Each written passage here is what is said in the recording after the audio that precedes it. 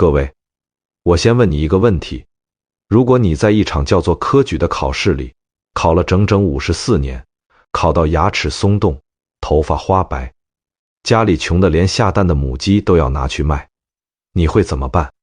是认命躺平，还是彻底疯掉？今天我们要聊的这本书叫做《儒林外史》，它写的不是古代，它写的是你，是我，是每一个被单一评价体系死死卡住脖子的现代人。这本书的作者叫吴敬梓，他用一支毒辣的笔画出了几百年前那片名利场上最荒诞、最心酸也最真实的众生百态。你以为你在读古人的故事，读着读着你会惊出一身冷汗，因为你突然发现那个在贡院号板前嚎啕大哭、口吐鲜血的老头，和今天凌晨3点还在刷题备考的你，其实是同一个人。好，我们现在正式开始。在全书最开头，吴敬梓先给我们亮出了一盏灯，这盏灯的名字叫王冕。王冕是谁？他只是一个穷苦的放牛娃，没背景，没靠山，没有任何人替他铺路，但就是这么一个人，却是整部《儒林外史》里唯一一个真正活明白了的大佬。当时是元末明初，朱元璋刚刚坐稳了天下，随即给全天下的读书人设定了一条唯一的赛道，想做官就必须写八股文，按照朝廷规定的格式，按照圣人的语气写出4平8稳毫无个性的文章。这就相当于告诉所有聪明人，你的人生只有一个 KPI， 就是考试，考试，再考试。但王冕把这套系统一眼看穿了，他说了一句话，振聋发聩，叫做一代文人有恶，意思是读书人的苦日子要来了。说完这句话，他去干嘛了？他跑去湖边画荷花了。他的荷花画得栩栩如生，靠着卖画养活了自己和老母亲，日子过得自在逍遥。后来地方官听说了他的名声，专程来请他出山做官。王冕怎么做的？他二话不说，连夜收拾包袱，直接跑进了深山老林，再也不出来了。吴敬梓把王冕放在全书第1回，就是在告诉所有人，人生的答案不止一种，功名利禄不是唯一的出路。一个人可以靠自己的才华和双手，活得干净又自由。可惜，王冕之后，这种清醒彻底绝迹了。此后登场的几百个人物，再也没有一个人能拥有他这样的清醒和骨气。画面一转，时间推到了几十年后的明朝，科举的内卷已经到了顶峰，整片儒林笼罩在一股窒息的气息里。这时候，全书第一个让人心里发堵的角色出场了，他叫周进。很多人看到周进这个名字，会觉得没什么大不了的，一个读书人嘛。但各位，你要知道，周进考了多少年？他考到了60多岁，胡子花白，牙齿松动，依然是个童生。什么叫童生？就是连秀才都没考上的读书人。在科举的学历鄙视链里，60岁的周进等同于一个永远毕不了业的小学生。因为没有功名，周进在社会上受尽了白眼。他去给新进的秀才陪酒，人家大口吃肉，他只能缩在角落里吃素，低着头不敢看人。他去给商人当账房先生，商人们当着他的面讥笑他，叫他废物，叫他老不中用。60多年的青春全部砸在了一张毫无希望的试卷上。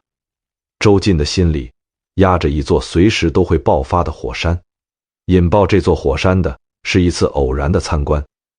有一天，几个做生意的商人带着周进路过了省城的贡院，也就是古代的科举考场。贡院里那一排排逼仄的像牢笼一样的号板，对商人来说不过是个稀奇的景点，但对周进来说，那是他魂牵梦绕了一辈子，却从来没有资格走进去的圣殿。接下来发生的这一幕，是中国文学史上最惨烈、最真实的心理崩溃名场面。周进走进贡院，看着那块破旧的木板，突然眼睛发红，长叹一声，一头朝着号板撞了过去。商人们吓坏了，赶紧把他拉住。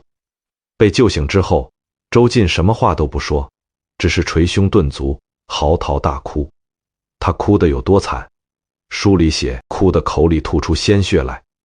他满地打滚，哭得连头发都散了。各位，这哪里是在哭一个考场，他是在哭自己被八股文生生吃掉的60年青春，在哭自己如同蝼蚁一般被践踏的尊严。看到一个60岁的老人哭得吐血，几个商人动了恻隐之心。商人们最不缺的就是钱，他们当场凑了220两银子，给周进买了一个监生的头衔，也就是国子监学生的资格。有了这个头衔，就可以直接参加举人考试了。各位，接下来魔幻的一幕发生了。当周进听到商人们要出钱帮他买学历的时候，他立刻停止了哭泣，爬起来给这几个商人磕头说：你们就是我的再生父母。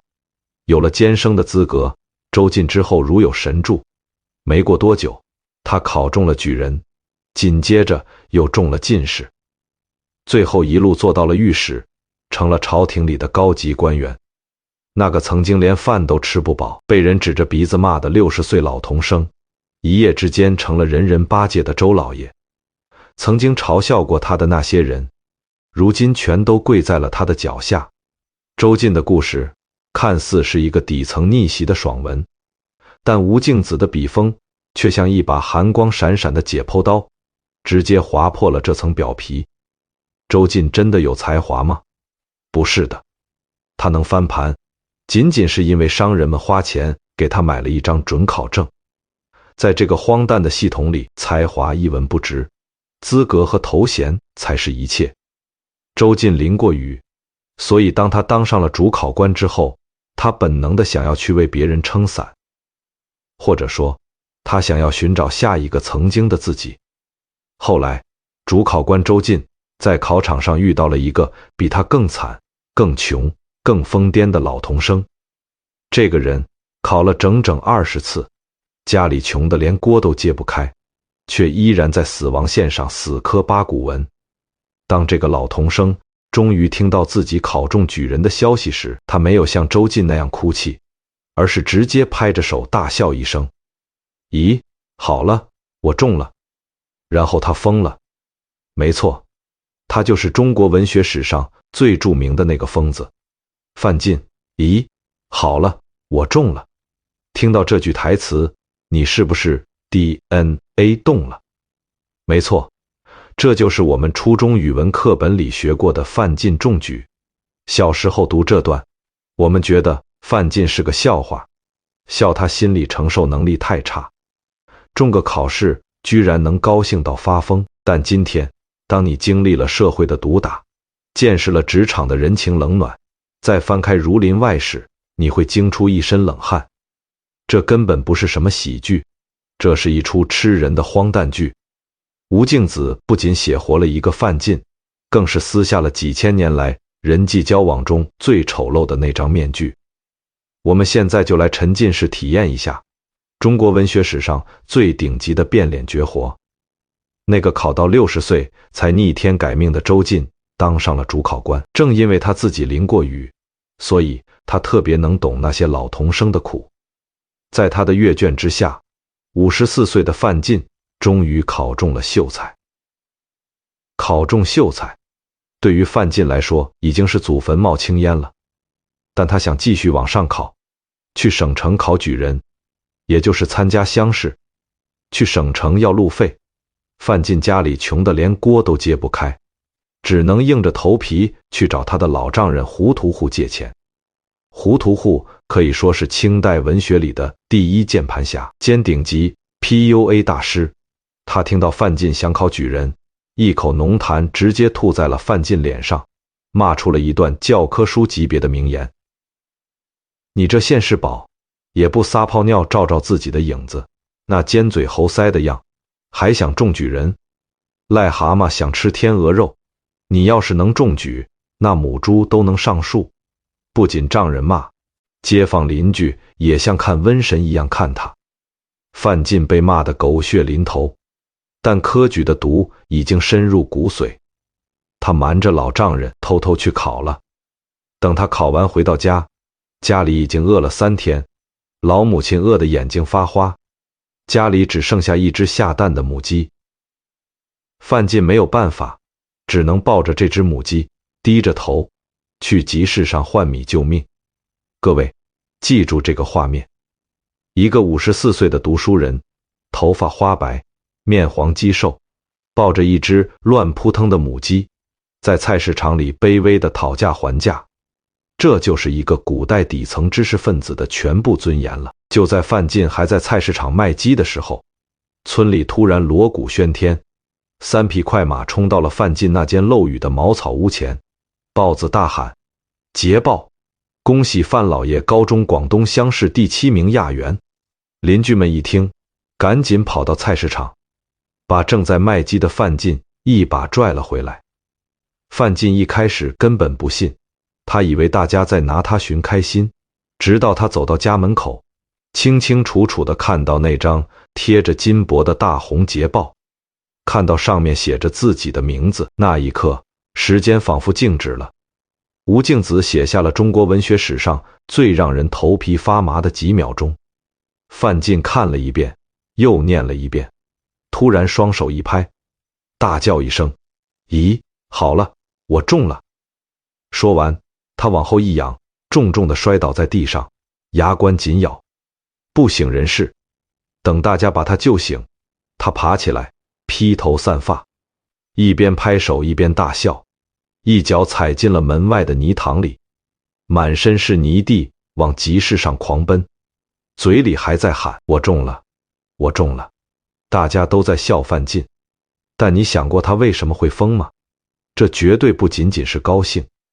那句好了，我中了，里面包含了太多的辛酸。好了，意味着他终于不用再被老丈人吐口水了。好了，意味着他54年来如同蝼蚁一样的生活终于结束了。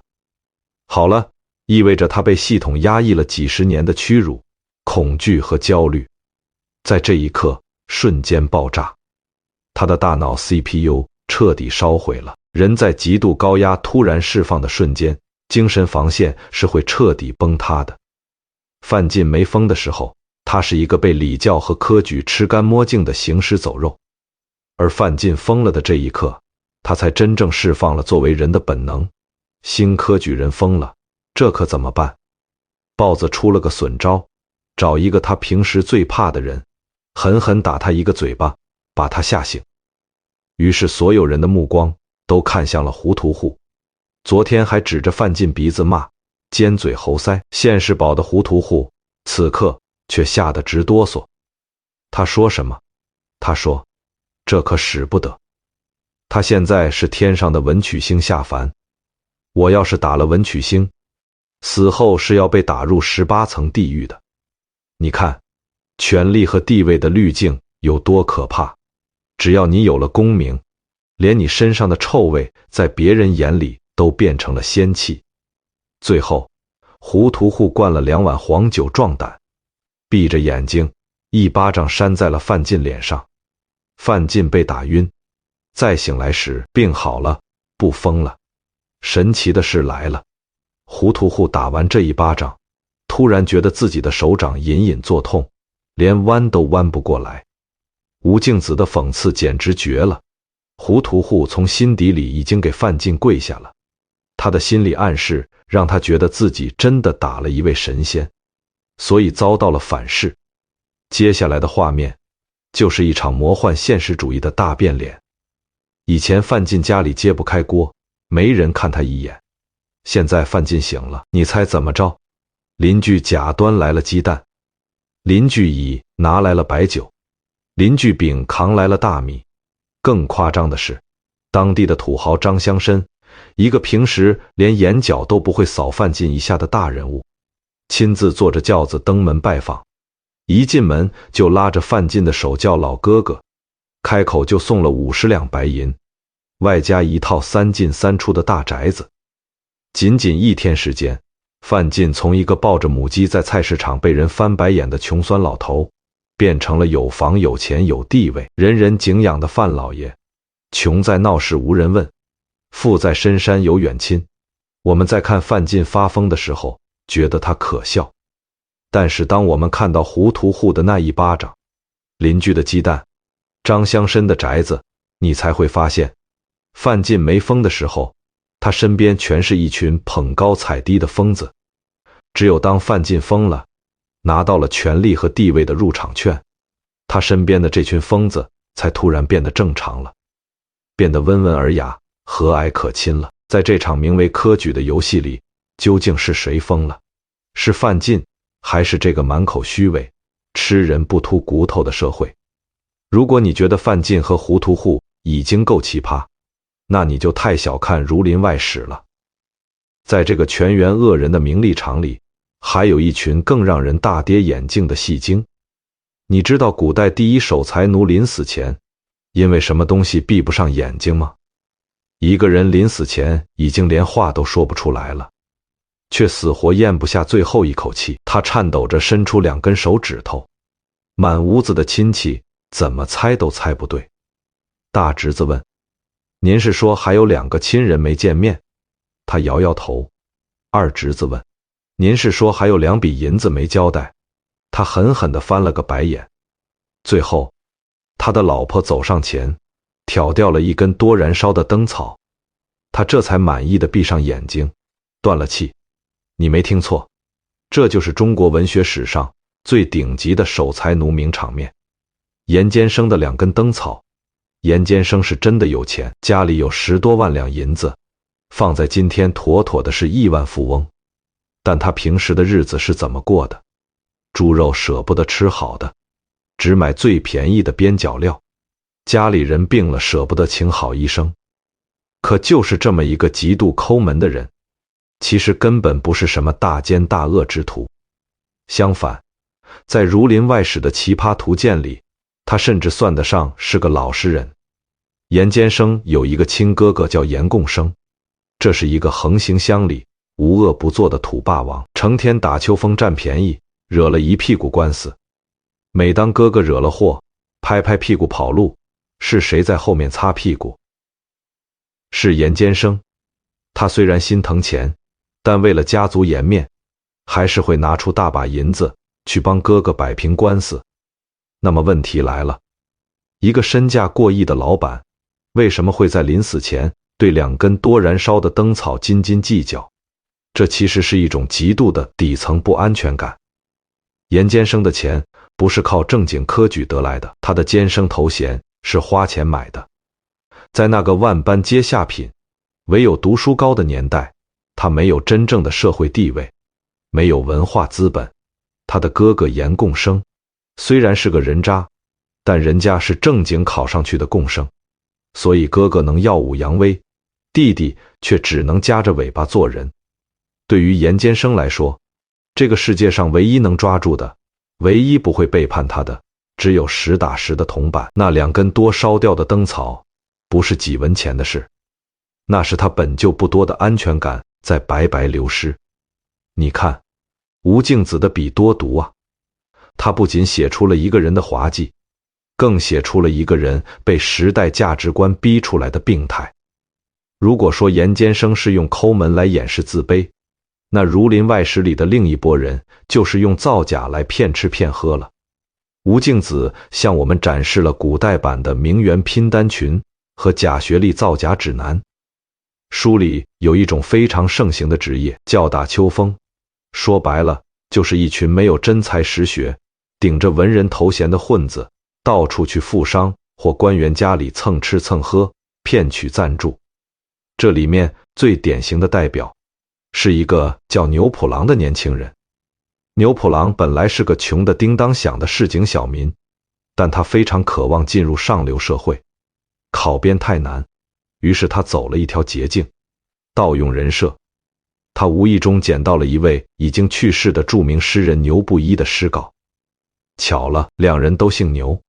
牛普郎眼睛一转，直接对外宣称自己就是大诗人牛布衣，靠着这个偷来的 ID 成功打入了文人圈子。那些附庸风雅的土豪劣绅根本看不懂诗写得好不好，他们只认牛布衣这个大 IP。于是牛普郎今天去张老板家吃海鲜，明天去李员外家拿红包，甚至还靠着这个假身份骗到了一个漂亮媳妇儿，把古代版的流量变现玩到了极致。但这群假名士伪君子真的只是为了骗口饭吃吗？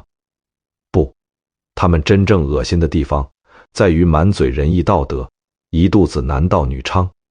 书里还有个叫匡超人的，刚出场时是个孝顺父母、勤奋读书的好青年，可一旦他踏入了这个虚伪的儒林圈子，学会了拉帮结派、吹牛拍马，他迅速堕落，为了攀附权贵抛弃了糟糠之妻，甚至帮人当枪手替考。曾经那个屠龙的少年，最终变成了比恶龙更丑陋的怪物。各位，读到这里，你还会觉得儒林外史离我们很遥远吗？那个为了2根灯草死不瞑目的严监生，像不像今天那些焦虑万分、拼命囤积财富，却早已忘了如何去生活的现代人？那个盗用身份骗吃骗喝的牛普郎，像不像今天互联网上那些租豪车拍照、打造独立经营人设，私底下却一地鸡毛的网红？那个屠龙少年匡超人，像不像为了向上爬逐渐放弃底线，最终变成了自己曾经最讨厌的那种人的职场打工人？这片名为儒林的森林，其实就是一个人性的大染缸，科举、名利、金钱，像是一个个巨大的漩涡，把所有人都吸了进去，扭曲了他们的灵魂。但吴敬梓真的对这个世界彻底绝望了吗？在这个全员恶人、乌烟瘴气的时代里，难道就没有一丝光亮？没有一个真正清醒又干净的人？答案是有的。而且这些真正的清流，既不是当大官的，也不是考上高学历的，反而是一群社会最底层的奇人，甚至是女人。吴敬梓把全书最闪光的高光时刻给了一个离家出走的逃跑新娘和4个连字都认不全的底层打工人。如果你已经看腻了范进和周进们的丑陋嘴脸，接下来这一段绝对会让你酣畅淋漓。因为在这个乌烟瘴气的大染缸里，真正的清流出场了。在古代，女人的命运通常只有2条路，要么在家从父，要么出嫁从夫。但在《儒林外史》第40回出现了一个堪称大女主爽文标杆的奇女子沈琼枝。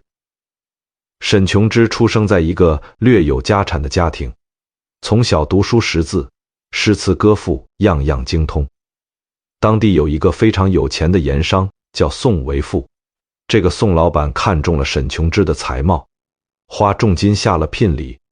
沈家以为是去做正妻，欢天喜地把女儿嫁了过去。可到了宋家一看，沈琼枝直接被带到了偏房。原来这个宋老板根本没打算明媒正娶，只是想骗她来做个没有名分的小妾。在那个年代，普通的弱女子遇到这种事，多半只能认命或者上吊寻死。但沈琼枝是怎么做的？她没有哭，也没有闹，表面上不动声色，稳住了宋家人，然后趁着夜深人静，她打包了宋家给的所有金银细软，那是她应得的赔偿，雇了一条小船，连夜逃离扬州，直接跑到了大城市南京。到了南京之后，一个单身女子怎么活下去？沈琼枝做出了一个震惊整个金陵城的举动。她在繁华的秦淮河畔租了一间铺子，直接挂出一块招牌，上面写着小女子沈琼枝，精通诗词书画，代写应酬文章，兼受定制作画。你敢信吗？在几百年前的清朝，一个女人公然抛头露面，靠卖自己的才华和知识产权来养活自己。宋为富后来带着官府的人来抓她，想用私逃的罪名把她捉回去。沈琼枝在公堂之上，面对知县，腰杆笔直，毫不怯场。把宋老板骗婚的丑事抖了个干干净净。沈琼枝不仅是《儒林外史》里的奇女子，她更是中国古典文学中极少数拥有真正独立人格的女性。吴敬梓借她的故事，狠狠抽了那些虚伪文人一个耳光。你们这些大老爷们，为了一个官半个职，像狗一样摇尾乞怜，而一个弱女子却敢于对权贵说不，靠自己的双手干干净净地站着挣钱。如果说沈琼枝是冲破封建礼教的一朵红玫瑰，那么在全书的结尾，吴敬梓还给我们留下了4个扫地僧。《儒林外史》写到最后，那些曾经不可一世的大官名士，死的死，散的散，曾经辉煌的太伯祠也长满了荒草。就在这曲终人散的凄凉时刻，4个生活在社会最底层的普通人登场了。他们被称为市井四奇人。他们奇在哪里？第一位是个写字兼做媒人的，叫季暇年，穷的只能在寺庙里借宿，但他写的一手极好的字，有人花大价钱请他去给达官贵人写匾额，他摆摆手说：“不去不去，我今天还要去茶馆听书呢。”他把那些当大官的文人视为粪土，只做自己开心的事。第二位是个卖纸火筒的，叫王泰，每天挑着担子在街上叫卖，赚够了当天的饭钱就立刻收摊儿。他干嘛去？下围棋。他的棋艺高超到什么程度？